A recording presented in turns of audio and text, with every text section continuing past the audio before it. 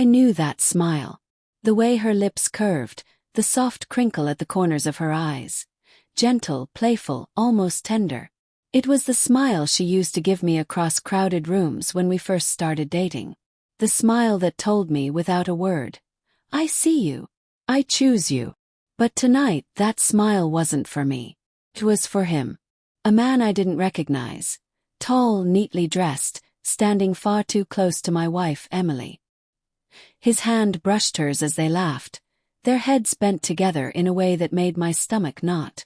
Froze. My body went cold even though the restaurant was warm with dim lights and low chatter. For a moment, the clinking of glasses and hum of conversation around me blurred into nothing but the sound of my own heartbeat. That smile was mine. And she just gave it away.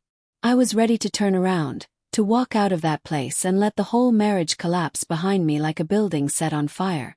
But then, just as I took a step back, Emily turned her head, eyes finding mine across the room. And she said my name. The night that changed everything. Daniel, she called, her voice light, almost too casual. As if she hadn't just gutted me with that smile. The man glanced toward me, then shifted slightly, giving her space. My legs carried me forward, though my mind screamed at me to run. By the time I reached the table, Emily was already standing, her hand brushing my arm as if nothing had happened. Daniel, this is Michael, she said smoothly. He's a new project manager at the firm. Michael extended a hand. Pleasure. I shook it, but my grip was stiff, mechanical. My throat was dry, words sticking somewhere deep. I managed a clipped. Nice to meet you. Emily smiled at me this time. But it wasn't the same. Not the secret language we once shared. It was the kind of smile you give in public, polite, practiced. Inside I was unraveling. Seeds of doubt. The rest of dinner passed in fragments. I barely tasted the food. Michael excused himself after a short while, claiming he had another engagement, and Emily's eyes followed him as he left. Not for long, but long enough for me to notice. On the drive home, the silence was heavier than any argument we'd ever had. Finally she asked, "Are you okay? You've been quiet." I forced a laugh that sounded more like a cough.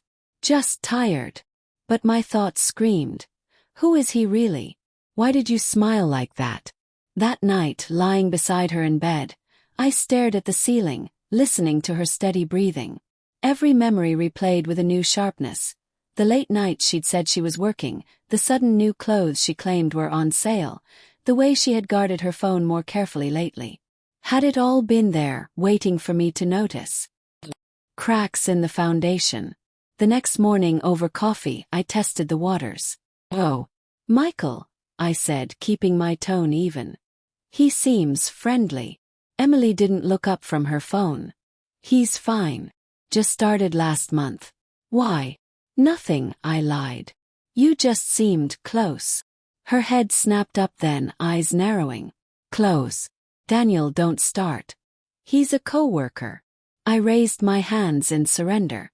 "I didn't mean." "Yes, you did," she cut in, her voice sharp. "You're reading into things that aren't there." But I had seen her smile. And once you've seen something like that, you can't unsee it. The search for truth. Over the next week, suspicion gnawed at me like a parasite. I told myself not to snoop, that trust was the foundation of marriage. But trust felt like a word from another lifetime. One night, when Emily was in the shower, her phone buzzed on the nightstand. My hand shook as I picked it up. A message preview lit the screen. "Michael, last night was amazing. Can't stop thinking about it." My chest constricted. My vision blurred. I unlocked the phone. Yes, I knew her passcode, though I wished I didn't. The thread was short but damning. Dinner meetings. Flirty emojis. And one picture of Emily in a dress I'd never seen her wear for me. The world tilted. I sat on the edge of the bed, phone clutched like evidence in a trial. When Emily came out, towel around her hair, she froze at the sight of me holding it. "Daniel," she whispered, face draining of color. "Last night was amazing." My voice cracked. "What does that mean, Emily?" Her mouth opened, closed. Then finally, "It's not what you think." But it was exactly what I thought. Confrontation. "Don't lie to me," I said louder now. My hands trembled as I held out the phone. "You smiled at him the way you used to smile at me. My voice broke. "You gave us away." She sank onto the bed, burying her face in her hands. "I didn't mean for it to happen." "That's your defense?" asked bitter. "That you tripped and fell into his arms." Tears streaked down her cheeks, but they didn't move me. I had loved her tears once, wanted to protect her from them. Now they just felt like weapons. "I felt invisible," she said finally. "You've been so busy, so distant.